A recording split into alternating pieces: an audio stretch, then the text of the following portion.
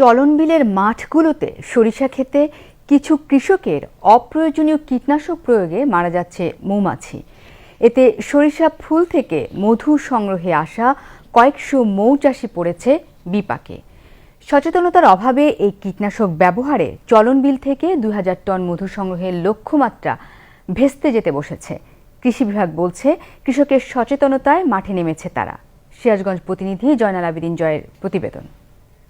দেশের বৃহত্তম চলন বিলের সরিষা ফুল থেকে পোষা মৌমাছি দিয়ে মধু সংগ্রহে এসেছে প্রায় ৫ শতাধিক খামারি। প্রতি বছর তারা এখান থেকে মধু সংগ্রহ করে।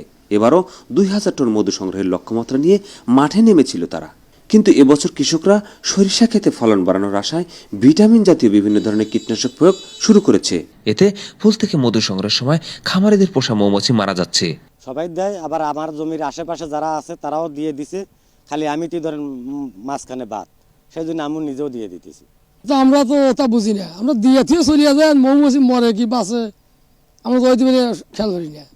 মৌ খামারিরা বলছেন সরিষা ক্ষেতে কীটনাশক ব্যবহারের কারণে মধু সংগ্রহে গিয়ে মারা যাচ্ছে তাদের মৌমাছি। বেশিরভাগ খামারের মৌমাছি এভাবে মারা যাচ্ছে। এতে আশঙ্কাজনকভাবে তাদের খামারের মৌ বক্সে কমেছে মৌমাছি। অনেক খামারই ইতিমধ্যে মৌমাছি রক্ষায় এলাকা ছেড়ে চলে গেছে।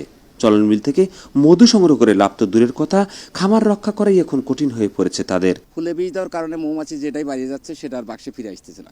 এতে করে আমরা মধু পাচ্ছি না, মধু কোনো কালেকশন নাই এবং আমাদের কর্মচারীর বেতন পর্যন্ত দিতে পারতেছি না। কৃষি বিভাগ যদি একটু মাইকিং করে দিত যে ফুলে এভাবে বীজ দেওয়া যাবে না। মৌমাছির যে চালান, সেই চালানটাই উঠবো না ভাই। আমাদের এখান থেকে যাব অন্য জায়গায়, তার কোনো ব্যবস্থা নাই। চলন বিলের সরিষা ফুল থেকে মৌমাছি দিয়ে প্রতি বছর কোটি কোটি টাকার মধু সংগ্রহ করা হয়, যা দেশের চাহিদা মিটিয়ে বিদেশেও রপ্তানি করা হয়। সম্ভাবনাময় এই খামারে কর্মসংস্থান হয়েছে কয়েক হাজার বেকার যুবকের। কীটনাশক প্রয়োগে মৌমাছি মারা যাওয়ার কথা স্বীকার করে এই কৃষি কর্মকর্তা জানালেন, কৃষক সচেতন করতে ইতিমধ্যে মাঠে নেমেছেন তারা। কলোনির অনেকগুলো মৌমাছি মারা গেছে।